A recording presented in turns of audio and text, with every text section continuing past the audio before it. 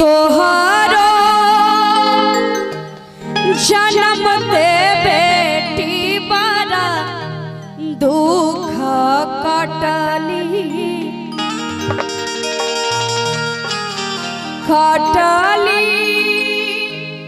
आन्हरिया सनरात जखन ओ बेटी के विवाह होय छै और ओ बेटी के केना पोस पास के जमान करे छै आ जखन दोसर घर जाय छै विदा भ क तखन ओ माँ के याद आवे छै कि कोना हम बेटी का पोस पास के जमान केलो और ओ बेटी हमरा छोड़ के जाइया तो बेटी से कहे छै कि तोहारो जन्म ते बेटी बड़ा दुख कटलो अरे कटलो आन्हरिया सनरात है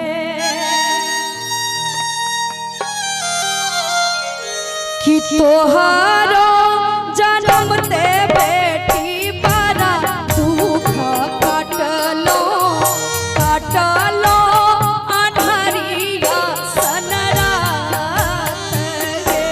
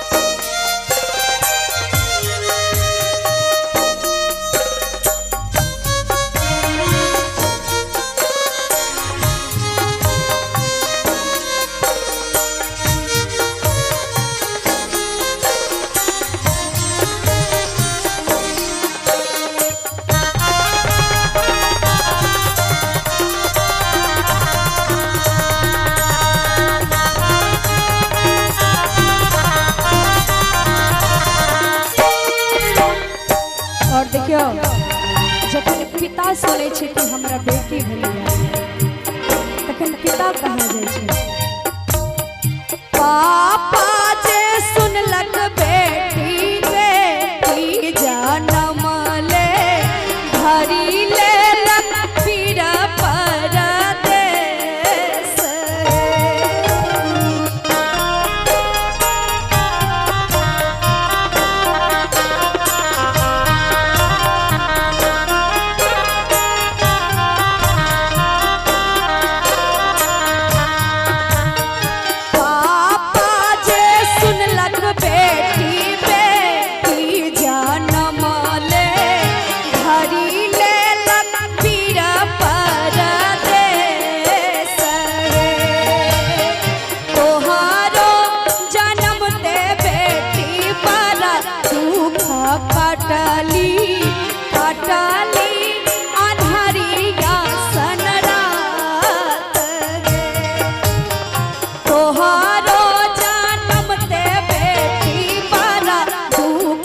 काटली